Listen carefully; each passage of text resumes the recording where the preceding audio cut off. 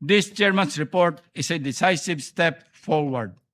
We owe it to the witnesses who spoke up, to the experts who provided evidence, and most importantly, to the millions of Filipinos who find themselves neck deep in floodwaters every time a storm hits. We cannot let their efforts and ours go to waste, Mr. President.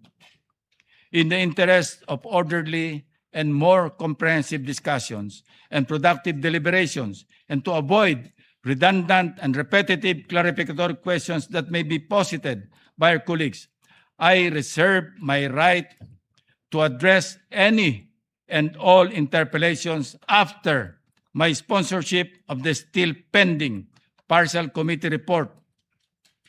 Dalawa na lang po, 2 or 3 more. At pwede nang i-file sa Bills and Index Division ng Senado ang partial committee report.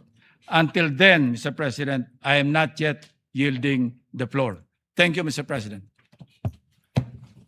Thank you. Majority Leader. We recognize our distinguished colleague from Tarlac. Senator Dante Marcoleta is recognized. Thank you, Mr. President. Mr. President, may I ask Senator Lacson if he wishes to yield some questions by way of interpellation? Senator Lacson. I'll say it again, Mr. President. Until the partial committee report is submitted or filed with the Bills and Index Division, and until after I have sponsored the partial committee report, I'm not yielding the floor. Mr. President, that is very highly unusual. Why would Senator Lacson make a precondition that the partial report should be signed by at least a majority of its members before he can yield May, the interpellation? yes. May I place on record that it is the prerogative of any member of the Senate to yield or not yield. As a matter of fact, in my many years here, Senator Miriam Defensor Santiago, and I'm sure Senator De Estrada is well aware of this, who was with me. Senator Miriam Defensor Santiago, every time she delivers a privileged speech, does not entertain any interpellation. Yes, And Mr. it is President, her- but it is her prerogative. this is different. And then, Because if as I said, it is the prerogative of Senator Santiago, and it is likewise the prerogative of Senator Lacson, because he wants that, as he mentioned, he wanted that his partial committee report be reported out and sponsored before he can answer any questions to that effect. Mr. President, if Senator Lacson would just say that he doesn't want to be interpellated, that will be okay with me. But he should not make a precondition that his unwillingness is conditioned upon whether or not the partial report should be signed by the majority. This is very unusual, Mr. President. Yes, we respect your opinion. And because he doesn't want to be interpellated, may I just be given the opportunity to make manifestation because my name was mentioned. Of by course, Senator Lacson. of course you may. Go Thank ahead. you, Mr. President. Mr. President, I cannot speak for our colleagues why they hesitate or even refuse to sign the partial report he allegedly disseminated to the members. But as for myself, Mr. President, I cannot sign a partial report. A partial report is basically unfinished. An unfinished report cannot be assumed to have contained the final and collective judgment of all the members. This is very basic, Mr. President. Secondly, I did not heed my reasons why I cannot sign the partial report. I delivered a privileged speech some time ago, Mr. President, outlining the reasons, therefore, Number one, I was expecting the chairman of the Blue Ribbon Committee to have conducted several hearings more.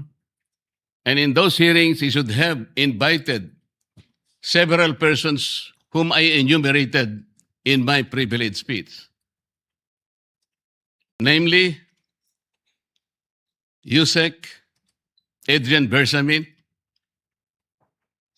Yusek Jojo Cadiz, former Governor Luis Chavez Singson,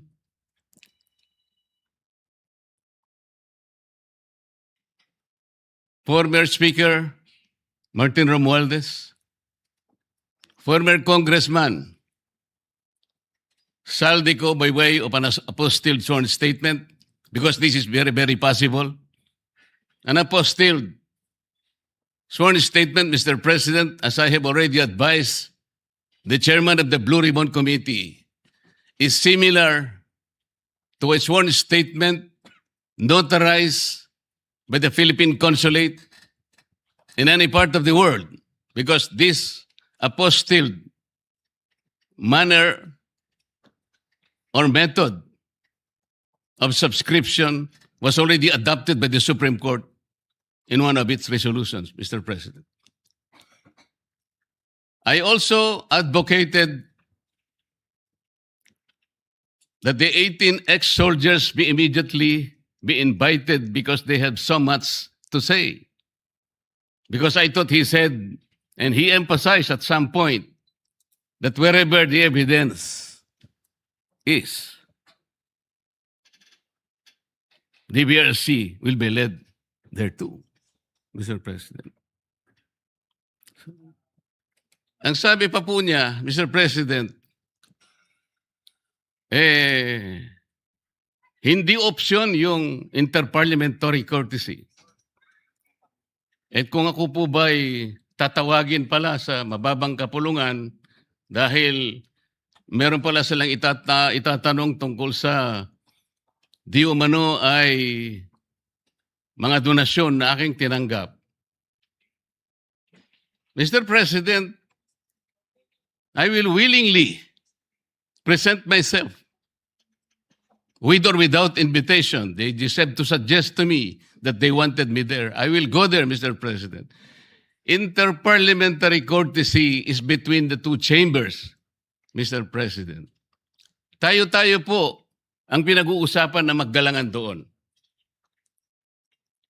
Pero ang nangyari, Mr. President, ang ating boss, ang mga amo natin, ang taong bayan, ang hindi na po iginalang eh. Hindi lang pangbabastos sa mga taong bayan ang ginawa ng mga magnanakaw at kawatan nitong flood control projects. Igagalang pa ba natin, Mr. President, ang mga tinutungo ng ebidensya na sangkot ang mga taong gusto nating ipatawag in this chamber? Gagamitin pa po bang isang dahilan na kailangan nating maggalangan kung sila mismo ay hindi na iginalang ang taong bayan na ngayon ay halos nagdurusa na? Tama po, sinabi niya kanina, Mr. President, talagang mainit ang panahon. Ang heat index ay talagang sumadsad na talaga sa pinakamainit na bahagi. Ngunit ang lalong nagpapainit nito, Mr. President, ay yung kawalan ng political will na ipagpatuloy ang pagdinig. Kahit na lantaran na nandun na talaga yung mga ebidensya. Bakit po hindi tayo tumawag ng pagdinig, Mr. President? Inimbita si Governor Luis Chavez Singson. Sa pagkakalam ko sa mga accounts na nababasa ko, he was invited to appear on April 14. At binigyan po siya ng pagkakataon hanggang April 7, hanggang alas 5 ng hapon, na ihain ng kanyang sinumpaang salaysay. Hanggang alas 5 ng hapon, Mr. President. Ngunit 9:15 ng umaga, ipinaabot sa bahay ng dating gobernador na kinakansela na po ang nasabing pagdinig at ginamit pang dahilan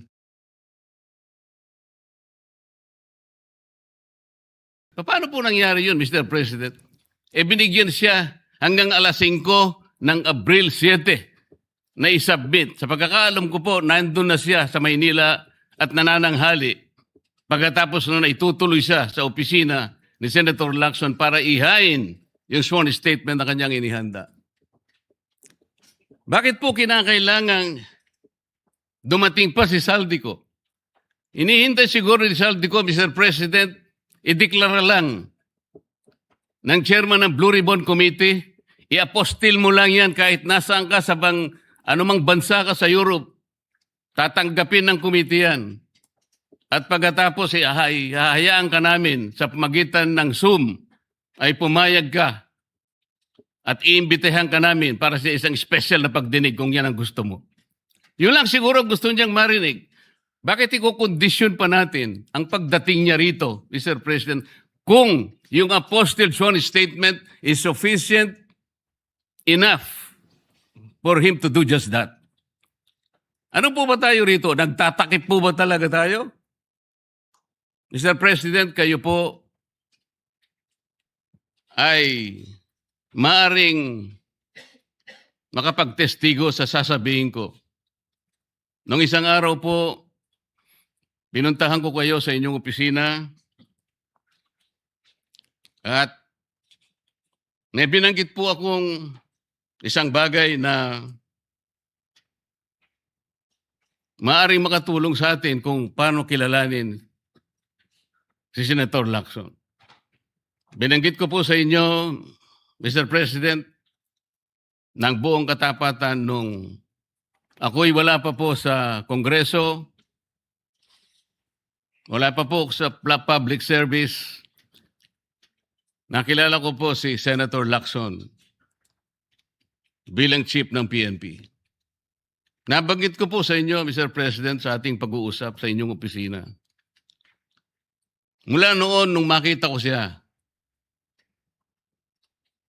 lalong-lalo na po doon sa episode na pinatawag po niya, ang lahat ng kinaukulan na merong mga nakaw na sasakyan, mga karnap na sasakyan.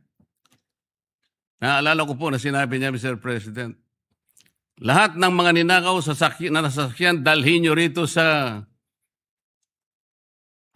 Camp Crame. No questions asked. Dahil palagi po akong dumadaan sa EDSA, Mr. President. Dahil opisina ko po sa Ortigas, nakita ko pong nakabunton lahat talaga ang mga ninakaw na sasakyan. Talaga pong hinangaan ko, Senator Lacson. Walang nakagawa nun sa aking palagay kung hindi siya lang. Di ba, Mr. President, sinabi ko pa sa'yo, sayang wala na ako yung aking kaibigan, yung dating mayor ng Marikina, Bayani Fernando. Dahil kinausap ko po siya. Sabi ko, Bayani, alam mo, yung ginagawa mo sa Marikina, gusto ko rin eh. At yung ginagawa ni Chief PNP, Ping Lacson, gusto ko din yun. Ayaw mo ba siyang kausapin na kayong dalawa tumakbo? Si Ping Lacson ang president. Ikaw naman ang vice president. Kinuwento ko sa iyo yan, Sir President. Bakit ko po sinasabi ngayon ito, Ginoong Pangulo? Nung umpisa po talagang ganong na nakita ko po eh. Yung kanyang kagustuhan na maayos natin ang ating bansa. Yung sinasabi niyang track record, maring nung umpisa nandun po yun eh. Hindi ko ikukwento ito kung hindi talagang hinangaan ko siya. Noon. Pero bakit ngayon po ay nagkaiba, Mr. President? Parang yung pedestal na aking hinangaan, yung alamat na nandoon, unti-unting gumuho. Nalulungkot po ako at nangyari yun, Mr. President. Ang sabi ko pa nga eh, hindi ba tayo dapat maglaban-laban dito eh. Ang kapakanan ng mamamayan ng ating bansa, ang importante rito po eh. Yung direksyon natin. Bakit kailangan akong palaging pinapasaringan. Hindi naman po ang aking kagustuhan kung sino yung dapat na sumikat o sino yung dapat magpasikat. Hindi po yun. Isa lang po ang sikat dito, Mr. President. Ang taong bayan na pinagsisilbihan nating lahat. Doon po natin ituon ang lahat ng ating makakaya, ang lahat ng ating energy. Malampasan sana natin ang problemang ito. Ngunit, yung hindi po pagganap sa tungkulin. Yun po yung hinahanap ng tao, Mr. President. Napakainit na po ng panahon talaga. Pinapag-iinit pa ng paghihintay nang hindi malaman hanggang kailan maghihintay ang taong bayan. Ano po ba ang dahilan kung bakit nagkaroon siya ng privilege speech ngayong hapon? Para saan? Para saan? Hindi po ba mas maganda na kumpletuhin natin yung report? Hindi partial. Ano yun? Partial final? O partial provisional? Paano ko po malalaman, Mr. President, kung hindi po ibinigay yung hard copy?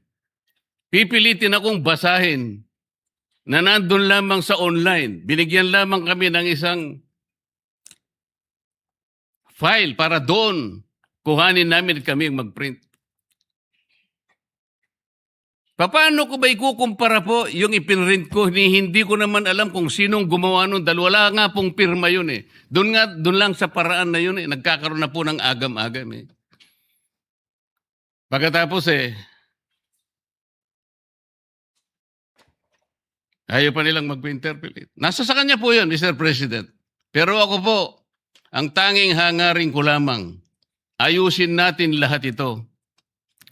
Sabi nga po niya, hindi makakalimutan ng taong ito at talaga naman pong hindi malilimutan sapagkat ito na po yata ang pinakamalawak na nakawan sa kasaysayan ng ating bansa. Salamat po, Mr. President.